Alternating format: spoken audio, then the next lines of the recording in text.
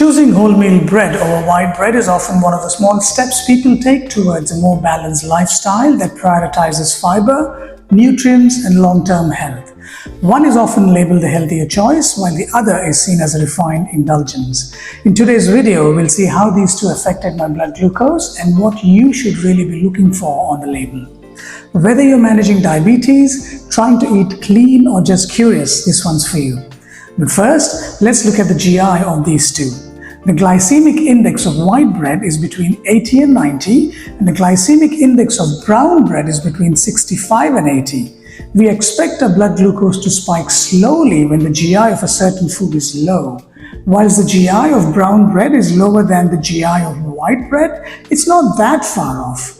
Now let's look at the nutrients in both breads. In 100 grams of brown bread, there's 221 calories, and in white bread, for the same amount, there's 233 calories. Carbs in brown bread are 37.8 grams, of which 4.1 grams are sugars. In white bread, it's 44.6 grams of carbs, of which 3.5 grams of sugars are in it. Fiber in brown is 6.8 grams, and in white, it's 2.4 grams. That's a significant difference. Protein in brown bread is 10 grams, whereas in white bread it's 8.7 grams. So there is a difference in the nutrients, slightly better in brown than in the white bread. The question is, will brown bread be a glucose-friendly option for me? Let's find out.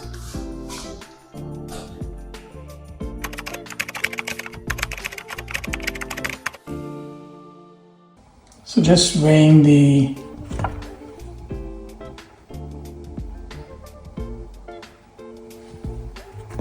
two of them, nearly 100 grams.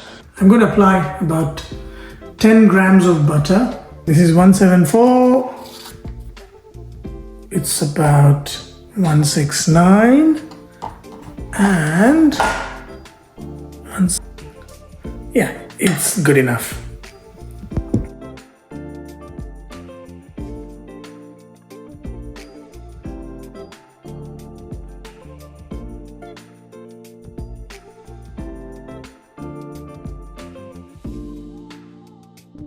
So these are the glucose readings I tracked throughout the test with white bread. Now let's put it on a graph and see exactly what happened.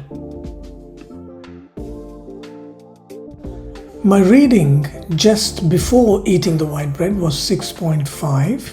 It went up significantly and showed 8.7 when checked at 45 minutes. After an hour and 15 minutes, it was still rising and showed 9.1. After an hour and 45 minutes, the glucose reading was at 9.2, still a slight increase, and eventually started coming down and showed 6.7 after about 3 hours.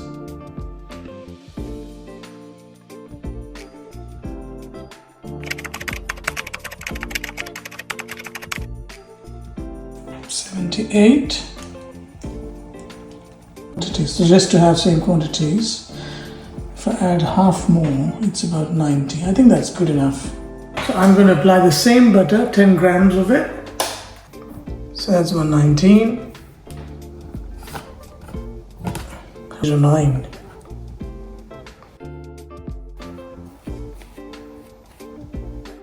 There we go.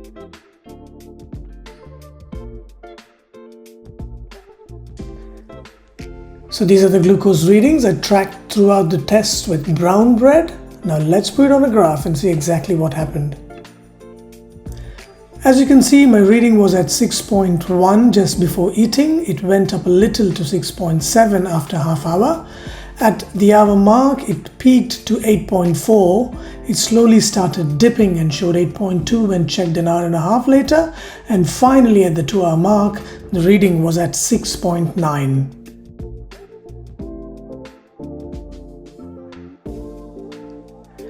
As you see here, the starting glucose readings are slightly different, but not by much. For white bread, it was 6.5, and for brown bread, it was 6.1. At the 60-minute mark, brown bread showed 8.4, while the white bread was at 9.1, a difference of 0.7 higher for the white bread. The peak for white bread was at 9.2 after 90 minutes, a rise of 2.7 millimoles per liter, whereas for the brown bread, the peak was 8.4, a rise of 2.3 millimoles per liter. The return to baseline was different for both the breads. For the white bread, it took almost 3 hours, whereas for the brown bread, it took only about 2 hours. Whilst both breads had an impact on my glucose, brown bread showed moderate impact comparatively, possibly due to its lower glycemic index. So based on the nutrition and especially the results, there is a clear winner. I'll always choose brown bread over white bread as it didn't spike my blood glucose levels as much as the white bread did. But that doesn't mean I'll be eating half a loaf of brown bread in a day. Portion control still matters. And just as important is what we put on it. We need to be mindful of things like jam, spreads, and toppings.